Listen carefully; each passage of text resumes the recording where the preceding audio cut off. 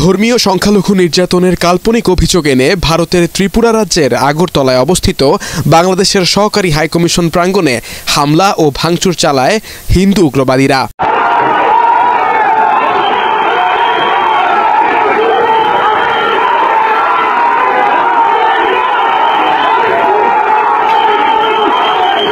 ভারতের আগরতলার কুঞ্জবনে অবস্থিত বাংলাদেশ দূতাবাস হামলা করেছে উগ্র হিন্দুত্ববাদীরা। সোমবার দুপুরের পর এই ঘটনা ঘটে। বিতর্কিতভাবে ভারত বাংলাদেশের সাথে পূর্বে থেকে বিভিন্ন ধরনের ষড়যন্ত্র এমনকি সূত্রতমি করে আসছে, এটা বাংলাদেশের অনেক মানুষই জানে।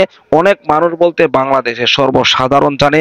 কিন্তু ইতিমধ্যে নতুন করে সেই ইসকন নেতা চিন্ময় কৃষ্ণ দাসকে গ্রেপ্তার করার কারণে প্রকাশ্যে শুরু হয়েছে ভারত বাংলাদেশের দ্বন্দ্ব এমনকি সূত্রদামি। প্রিয় দর্শক, বিস্তারিত দেখলে আপনি রীতিমতো অবাক হয়ে যাবেন, যেখানে ভারত ইতিমধ্যে যুদ্ধের ঘোষণা পর্যন্ত দিয়েছে। ইতিমধ্যে ভারত বাংলাদেশ সীমান্তে উত্তেজনা বিরাজ করছে। বিস্তারিত তথ্যগুলো আপনাদেরকে একের পর এক দেখাবো। প্রিয় দর্শক, ভিডিওর শুরুতে শিরোনাম দেখেছেন, বিস্তারিত জানতে হলে ভিডিওটি না টেনে শেষ পর্যন্ত দেখতে হবে। তাই আপনাদের কাছে রিকোয়েস্ট করব, ভিডিওটি স্কিপ না করে সম্পূর্ণ ভিডিওটি ধৈর্য সহকারে দেখুন। প্রিয় দর্শক, কথা না বাড়িয়ে আসুন আমরা মূল পর্বে চলে যাই। ধর্মীয় সংখ্যালঘু নির্যাতনের কাল্পনিক অভিযোগ এনে ভারতের ত্রিপুরা রাজ্যের আগরতলায় অবস্থিত বাংলাদেশের সহকারী হাইকমিশন প্রাঙ্গণে হামলা ও ভাঙচুর চালায় হিন্দু উগ্রবাদীরা। এ সময় তারা বাংলাদেশের পতাকা ছিঁড়ে ফেলে, ভবনের সামনে থাকা সাইনবোর্ড ভেঙে আগুন ধরিয়ে দেয়। এর প্রতিবাদে সন্ধ্যা থেকে উত্তাল হয়ে ওঠে ঢাকা বিশ্ববিদ্যালয় ক্যাম্পাস। ছাত্র অধিকার পরিষদ, ইনকিলাব মঞ্চের ব্যানারে জড়ো হতে থাকে ছাত্র জনতা। খণ্ড খণ্ড মিছিল নিয়ে বিশ্ববিদ্যালয় ক্যাম্পাস প্রদক্ষিণ করে রাজু ভাস্কর্যের সামনে এসে বিক্ষোভ সমাবেশে মিলিত হয় সবাই। আমরা গণঅভ্যুত্থান ঘটালাম দাদাদের দাদাগিরি করার জন্য না, ভারতের সম্পর্ক হবে চোখে চোখ রেখে। আপনি অর্ডার করবেন আর আমরা চোখ বুঝে দাদা দাদা করবো, এটা চলবে না। আপনারা বাংলাদেশকে নিয়ে খেলবেন, আমরা সেভেন সিস্টারকে নিয়ে খেলবো। যে দিল্লিতে খুনি নয়, সে দিল্লির সাথে কোনো বন্ধুত্ব নয়। বিক্ষোভ সমাবেশে ভিন্ন মাত্রা যোগ করে ঢাকা বিশ্ববিদ্যালয়ের জগন্নাথ হলের শিক্ষার্থীরা। বৈষম্য বিরোধী ছাত্র আন্দোলনের ফ্রন্ট লাইনাররা যুক্ত হন বিশাল মিছিল নিয়ে। জগন্নাথ হল নাকি ভারতের দালাল? জগন্নাথ হল যদি ভারতের দালাল হয়ে থাকে, তাহলে জগন্নাথ হল থেকে কেন আজকে এত বড় মিছিল এখানে আসলো? এই বাংলাদেশের সকল নাগরিকের নিরাপত্তা দেওয়ার জন্য বাংলাদেশের সরকারই যথেষ্ট। দিল্লির কোনো মায়াকান্নার দরকার নাই। এই বাংলাদেশে আর কখনো শেখ হাসিনার মতো কোন দাস তৈরি হবে না, যারা বাংলাদেশকে ভারতের চাকরে পরিণত করবে।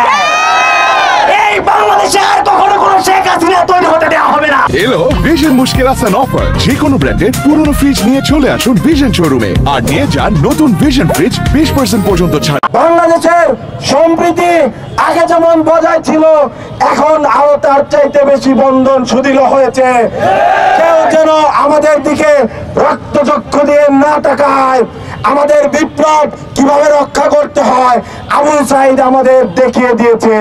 এ সময় ভারতের সাধারণ নাগরিকদের উগ্রবাদী গোষ্ঠীগুলোকে রুখে দেওয়ার আহ্বান জানান সদস্য সচিব আরিফ সোহেল। ভারতের জনগণ, আপনাদের সাথে আমাদের কোনো দুশ্মনী নাই। বাংলাদেশের মানুষ শান্তিপ্রিয়, কিন্তু আপনাদের সরকার যদি বারবার এভাবে আমাদের উপর সাম্রাজ্যবাদী নীতি চাপিয়ে দেয়, যদি আমাদের ভাই আফগানকে খুন করা হয়, যদি আমাদের বোন ফেলানি কাটাতারে ঝুলে থাকে, তাহলে বাংলাদেশের মানুষ বাধ্য হবে সাম্রাজ্যবাদ বিরোধী লড়াইকে আন্তর্জাতিক রূপ দিতে। এদিকে এই ঘটনায় দুঃখ প্রকাশ করে বিবৃতি দিয়েছে ভারতের পররাষ্ট্র মন্ত্রণালয়। এ সময় দায়ীদের বিরুদ্ধে ব্যবস্থা গ্রহণ ও বিভিন্ন রাজ্যে বাংলাদেশ হাইকমিশন অফিসে নিরাপত্তা ব্যবস্থা জোরদারের কথাও জানিয়েছে নয়াদিল্লি। অবিলম্বে দোষীদের বিরুদ্ধে ব্যবস্থা গ্রহণ করা এবং যথাযথ তদন্তের আহ্বান জানায় ঢাকা। মাসহারুল হক মুহাজির, এটিএন বাংলা, ঢাকা।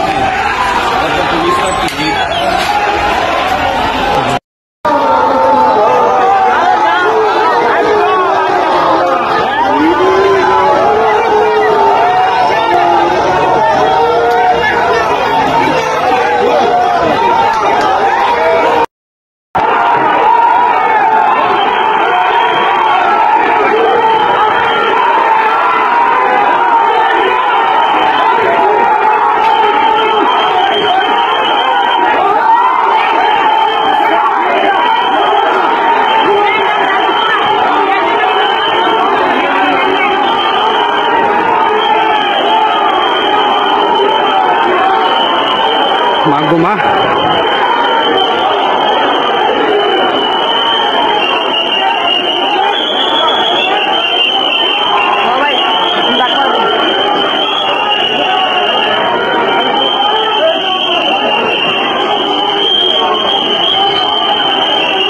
দর্শক, আশা করি সম্পূর্ণ ভিডিওটি দেখলেন। ভিডিও থেকে অবশ্যই বুঝতে পেরেছেন ভারত বাংলাদেশের সাথে প্রকাশ্যে যে বর্তমান দ্বন্দ্ব চলছে, সেই দ্বন্দ্বের মূল কারণ হলো ইসকন নেতা চিন্ময় কৃষ্ণ দাসকে গ্রেপ্তার করা।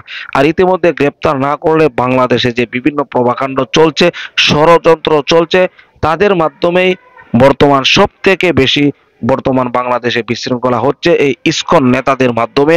তাদেরকে নিষিদ্ধ ঘোষণা করার দাবি জানিয়েছে বাংলাদেশের সাধারণ জনগণ, কিন্তু নিষিদ্ধ হওয়ার আগেই শুরু হয়ে গিয়েছে ভারতে উত্তেজনা। সেই ইসকন নেতাকে কেন গ্রেপ্তার করেছে, ইতিমধ্যে তারা প্রয়োজনীয় যুদ্ধ করবে, লং মার্চ করবে, অবরোধ করবে, এমনকি একটি বাহিনী সেই ভারত বাংলাদেশ সীমান্তে সেখানে তারা অবরোধও করেছে এই ইসকন নেতাকে মুক্তির দাবিতে। প্রিয় দর্শক, এমনকি এই বিষয়টি হয়তো আপনারা জানেন, যেখানে গতকাল ভারতে বাংলাদেশের দূতাবাসে হামলা হয়েছে শুধু এই ইসকন নেতা চিন্ময় কৃষ্ণ দাসকে গ্রেপ্তার করার কারণে। প্রিয় দর্শক, আশা করি ভিডিওটি বিস্তারিত দেখেছেন।